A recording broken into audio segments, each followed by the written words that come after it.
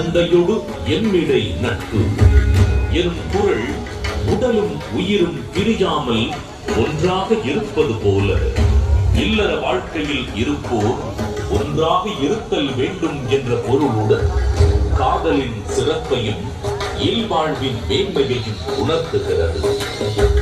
ஏறத்தாழ 60க்கும் மேலான உலகின் பல்வேறு மொழிகளுக்கு மொழிபெயர்க்கப்பட்ட திருக்குறள் உலகெங்கும் அதிக அளவில் மொழிபெயர்க்கப்பட்ட சமயம் சாரா நூல்களில் ஒன்றாக திகழ்கிறது.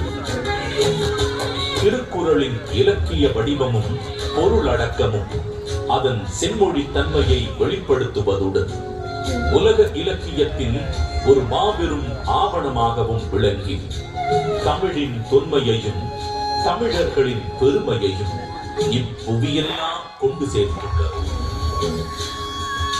வள்ளுவருக்கும் அவருடைய குறளுக்கும் பெருமை சேர்க்கும் வண்ணம் அன்றைய தமிழகத்தின் முதலமைச்சராக இருந்த முத்தமிழறிஞர் டாக்டர் கலைஞர் மு. கருணாநிதி அவர்கள் திருக்குறளுக்கு உரை எழுதியது மட்டுமல்லாமல் பேருந்துகளில் திருக்குறள், பள்ளி பாடங்களில் திருக்குறள், திருக்குறள் கவியரங்கம், திருக்குறள் ஆய்வு என எளிய மனிதருக்கும் வள்ளுவரை கொண்டு சேர்த்தார்.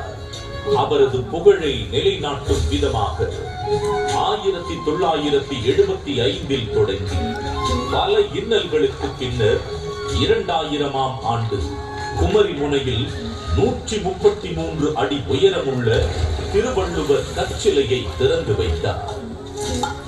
இதைத் தொடர்ந்து குமரியில் உள்ள திருவள்ளுவர் சிலையின் வெள்ளி விழாவை முன்னிட்டு விவேகானந்தர் பாறை, வள்ளுவர் சிலை இவ்விரண்டையும் இணைக்கும் விதம் சுமார் 250 அடி நீளமுள்ள கண்ணாடி பாலம் தமிழக முதல்வர் மு. க. ஸ்டாலின் அவர்களால் திறக்கப்பட்டது.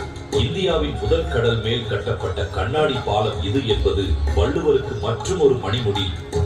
திருக்குறளை கொண்டாடும் பல முன்னெடுப்புகளில் முக்கியமான ஒன்று திருவள்ளுவரின் முக்கியமான நினைவு சின்னங்களில் ஒன்றான சென்னை நுங்கம்பாக்கத்தில் முத்தமிழறிஞர் டாக்டர் கலைஞர் மு. கருணாநிதி அவர்களது நேரடி கண்காணிப்பில் 5 ஏக்கர் பரப்பளவில் தோரணவாயில், அரங்க மண்டபம், கருங்கல் தேர், தேர் கோபுரம் என மிக விமர்சையாக வள்ளுவர் கோட்டம் 1976ஆம் ஆண்டில் உருவாக்கப்பட்டது.